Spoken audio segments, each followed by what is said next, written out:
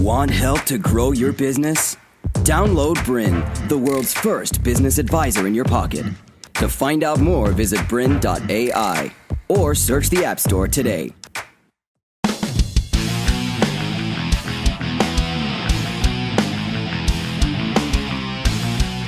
G'day, I'm Troy Dean and you're watching Rinse and Repeat in action on Business Blueprint. This is the series where we are helping you create recurring revenue by interviewing real business owners who have done just that. Why?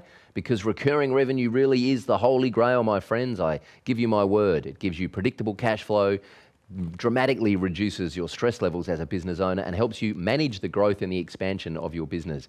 In the first series, Rinse and Repeat, we showed you the 6-part methodology and formula for building recurring revenue, and that is available at businessblueprint.com or on the Apple TV on the Business Blueprint app. In this series, Rinse and Repeat in action, we're showing you how real business owners are actually doing this by interviewing them and learning from their mistakes. In this particular episode, we're talking all about making a profit from your recurring revenue business model.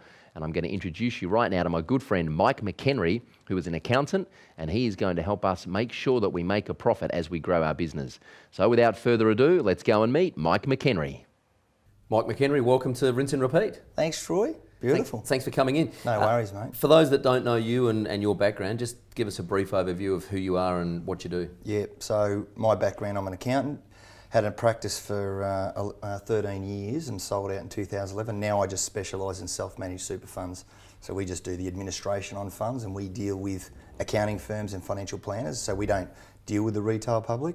We just deal with the professional bodies and we support them with their business. Self-managed super funds are pretty growing space. Yeah, it's like anything. I think a lot of people who want to go into business, they probably don't find a niche. They don't do the research on that industry to know it's actually going to be profitable. So they start to dive into something because they've got a bit of a passion for it.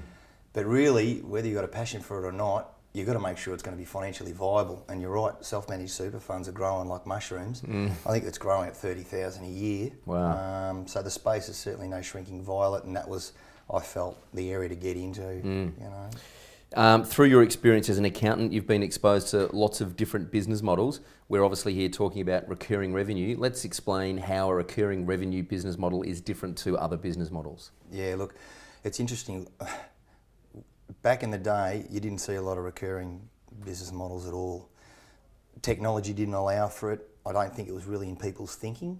Back 30 years ago, people's thinking wasn't around, it was a real trust system, shake the hand, I'll do the job and you'd pay me. The whole mindset of doing work, storing your dollars away for investment, that was really a bit taboo. That's not what you spoke about with people. Whereas, probably over the last 30, 40 years, people are more susceptible to, hang on, we need to start planning for the future. And the government says, hey, you got to start planning for your future. So now people are trying to find savvy ways to, one, increase their revenue base, increase their profit base, and increase their investment base. So one of the models now we're seeing emerge into the marketplace, particularly with technology, because it's allowing us to do it, is how can I provide a service and not just invoice once I've done the service and be paid? How can I be paid constantly throughout the year and provide the service and convince the client that that's actually a good idea for them and for me? So it's really starting to evolve. So that's the difference. Recurring model is trying to spread your income over a period for a service, compared to, I'll do the service, I'll raise an invoice and then pay me. So we're going to talk a little bit more about the technology and profit throughout this episode. But before we get there, what are the main, why should people be entertaining a subscription or recurring revenue-based business model? What's the main benefit over the old school way of just providing the service, raising the invoice, and then getting paid on that invoice? Well, it's a couple of things.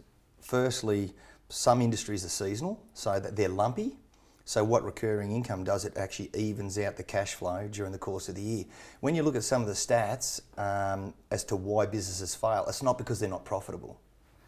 A lot of businesses that fail are really profitable, they just can't manage their cash flow. And this is a great way to try and manage your cash flow. You're not really relying on, look, when you go and engage a client and everyone's really up and about in terms of, one, I'm going to provide you with a great service and you're going to be respectful of the service and pay me on time, and we shake hands and it's all very trusting, we get along well, this is going to be great, I've just picked up a client. When things go, when you're well and truly down the path, particularly if it's, you know, first year and then second year with that client, your business starts to suffer if their business is suffering. Whereas what you're trying to do is you're trying to lock in your cash flow and take the lumps out throughout the course of the year. And I think where businesses struggle with that is that in their minds, that's not what's been done in the past. They think, but I've never done it that way. So I used to deal with lots and lots of businesses, and one of the common responses is, but that's not how we do it in this industry. And I think if you're going to keep doing what they currently do in the industry, well, you'll keep getting really what the industry delivers. You'll always be the industry average at best. So if you want to exceed an industry average, and if you want to do things where your profit margins exceed the average, your revenue targets exceed the average, your efficiencies exceed the average, well, you've got to do something that's not average. You have to think outside the box. You've got to be outside the box. It's funny, one of my mentors said years ago, if you want the result that everyone else is getting, then do what everyone else is getting. Correct. And I think this is one of the challenges with recurring revenue, we'll talk more about this, is it really does require you to kind of reinvent your business model and reinvent the way that you present it to the customer, because the customer's not used to dealing with you on that basis. Yeah, bang on. One of the things you mentioned was the evening out your cash flow. Also, from an admin overhead, it reduces your admin overhead, right? Having recurring revenue, because you're not having to raise an invoice and then spend time chasing that invoice. So talk to us about how having money in 30, 60, 90 days, how much of an impact does that have on small business?